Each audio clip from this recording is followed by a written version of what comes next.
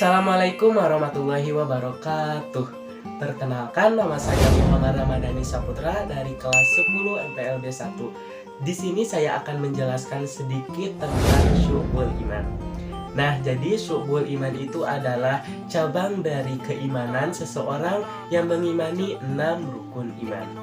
Nah, menurut hadis ada yang mengatakan syu'bul iman itu dibagi menjadi 70 bagian dan ada lagi yang menyebutkan 77 bagian. Nah, kalau yang 77 bagian itu dibagi menjadi 3 kategori. Yang pertama ada hati 30, lisan 7, dan anggota tubuh 40 hingga total 77. Kemudian pengertian lain dari syu'bul iman menurut bahasa adalah amana yu'minu imanan. Sedangkan menurut istilah artinya kepercayaan. Nah, itu merupakan pernyataan umum dari syu'bul iman. Lanjut kita beralih contoh penerapan syu'bul iman dalam kehidupan di lingkungan sekolah. Oke, yang pertama ada cabang menurut hati. Nah, ini itu berkaitan dengan kepercayaan hati, niat atau akidah. Contoh dalam penerapan lingkungan sekolah yaitu bertawakal. Nah, jadi bertawakal ini itu adalah berpasrah diri kepada Allah Subhanahu wa Ta'ala. Kita telah melakukan hal yang terbaik dan ingin mendapatkan hal yang terbaik. Contohnya itu saat ujian atau ulangan. Pasti kita memikir atau mempunyai motivasi ingin mendapatkan hasil yang terbaik. Hasil yang ingin kita capai itu terbaik menurut kita. Nah, itu harus melalui beberapa proses, bukan hanya langsung dapat hasil yang terbaik. Itu harus diikuti dengan kerja keras kita dan kemauan dan serta keinginan kita untuk menggapai cita-cita tersebut. Nah, itu harus bertawakal diri kepada Allah karena kita telah bekerja keras menghafal, kemudian mengamati, kemudian mencermati pelajaran-pelajaran yang sudah di guru masukkan, kemudian kita terapkan pada saat ujian. Nah, itu hasil dari ujian itu akan menentukan hasil belajar selama beberapa tahun atau beberapa bulan ke belakang gitu. Jadi kerja keras memang tidak akan pernah mengkhianati hasil. Jadi Allah telah menggariskan hasil kerja keras kita untuk hasil yang kita gapai dari proses tadi itu. Oke, lanjut kita yang kedua ada cabang yang berkaitan dengan lidah, yaitu berbentuk dengan lisan. Nah, jadi yang pertama ada belajar dan menuntut ilmu. Contoh penerapan syu'bul iman dalam kehidupan lingkungan sekolah. Yang pertama ada belajar dan menuntut ilmu. Kita sebagai pelajar wajib untuk menuntut ilmu sebanyak-banyaknya. Ilmu dari guru kita akan serap dan akan dibutuhkan di masa yang akan datang. Nah, kemudian menuntut ilmu itu bukan kewajiban sebagai pelajar aja, tetapi sebagai kehidupan semua makhluk yang ada di dunia, termasuk manusia, itu harus menuntut ilmu walaupun sudah tua atau tidak lagi menjadi seorang pelajar. Kemudian yang kedua ada mengajarkan ilmu kepada orang lain. Mengajarkan ilmu kepada orang lain itu bukan hanya kita mengajarkan ilmu di lingkungan sekolah, tetapi di luar sekolah pun kita bisa mengajarkan ilmu kepada orang lain, karena ilmu itu cahaya itu kita diberikan oleh Allah ilmu yang lebih. Nah, kemudian kita juga harus mampu mengeluarkan ilmu itu sedikit demi sedikit kepada orang lain agar orang lain itu bisa mengetahui hal tersebut atau hal yang tidak diketahuinya. Jadi untuk ilmu disebarkan kepada orang lain itu menurut dalam Islam atau Al-Quran itu telah ditetapkan bahwa menuntut ilmu atau menyebarkan ilmu yang telah kita punya kepada orang lain itu merupakan hal yang terbaik. Kemudian yang ketiga itu ada berdoa. Selain kita belajar sebagai tugas pelajar, kita juga harus ada berdoanya, yaitu untuk berikhtiar setelah kita belajar ingin mendapatkan ilmu yang bermanfaat, berkah, dan bisa berguna di masa yang akan datang. Nah, kemudian yang ketiga ada cabang iman menurut gerak anggota atau anggota tubuh. Yang pertama ada menutup aurat ketika sholat atau tidak sholat.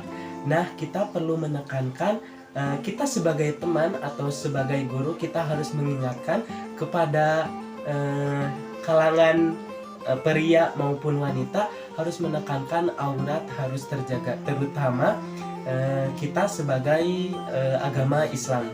Islam telah menegaskan aurat cewek itu semua dari ujung rambut sampai ke mata kaki harus tertutup, sedangkan laki-laki di atas pusar sampai mata kaki, sampai lutut, sampai di bawah lutut itu adalah aurat laki-laki. Nah, kita harus menekankan juga bahwa di luaran sana, selain di lingkungan sekolah, kita harus menekankan bahwa ilmu penutupan aurat itu wajib bagi agama yang berislam. Kemudian yang kedua ada menolong orang lain dalam kebaikan.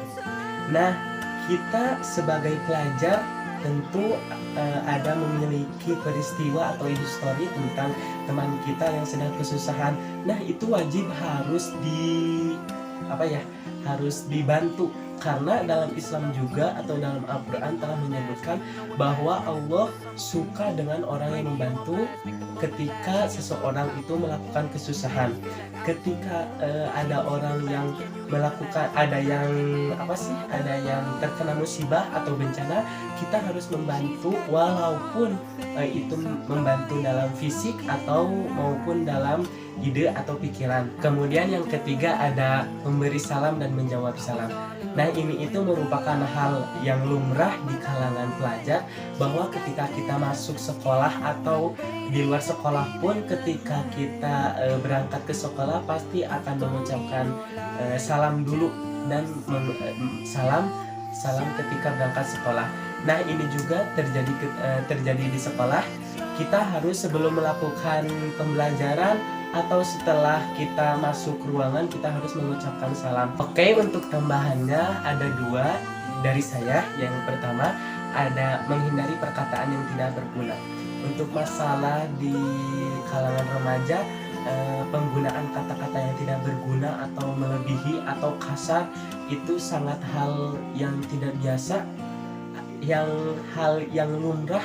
Ketika saya juga berjalan di suatu kelas, pasti kata-kata kasar itu setiap hari pasti ada yang mengucapkan hal kotor itu. Nah, untuk kita sebagai teman dan sebagai guru harus mengingatkan kembali kepada siswa atau siswinya atau kepada temannya bahwa hal kasar tersebut tidak sepantasnya diomongkan kepada seseorang. Karena jadi gini, contoh, kita sebagai manusia gak mau kan disebut kayak disamakan dengan binatang lain seperti hewan-hewan gitu. Kita kan manusia, punya logika, punya pikiran, sedangkan hewan sama-sama hidup tetapi tidak memiliki pikiran dan ambisi yang sama seperti manusia. Jadi kita seharusnya, jika ada orang yang mengatakan kepada kita atau menyamakan kepada kita seperti hewan, kita harus menentang balik dan harus menasihati dia dengan kata-kata yang lembut dan tidak merusak atau tidak membuat hatinya sakit hati. Kemudian yang kedua ada memelihara amanah atau menepati janji. Nah, ini merupakan hal yang biasa juga di kalangan kelas atau lingkungan sekolah. Sebagai contoh, penempatan janji, pengumpulan tugas. Jika guru memberikan deadline atau pengumpulan terakhir kayak seperti jam 3 sore itu harus ditepati janji, karena itu merupakan amanah dari guru yang harus ditepati oleh kita sebagai pelajar. Jadi ketika kita tidak melakukan amanah itu, kita terasa ada yang tidak enak, ada yang ngeganjel di hati, karena kita tidak menepati janji itu. Jadi seharusnya jika guru memberikan tugas dan misalnya ada batas waktu dalam pengumpulan, kita harus tepat waktu mengumpulkannya sesuai batas yang telah ditentukan oleh guru tersebut. Jadi kesimpulannya, kita bisa tarik benang bahwa Syu'bul Iman itu berguna bagi kita di lingkungan sekolah untuk menjadi manusia atau makhluk yang lebih bisa berguna dan bisa lebih baik untuk kedepannya. Sekian yang bisa saya sampaikan. Mohon maaf jika ada kata-kata yang belibet atau susah dimengerti, karena kekurangan muncul dari diri saya sendiri dan kelebihan muncul dari Allah Subhanahu wa Ta'ala. Sekian dari saya. Wassalamualaikum warahmatullahi wabarakatuh.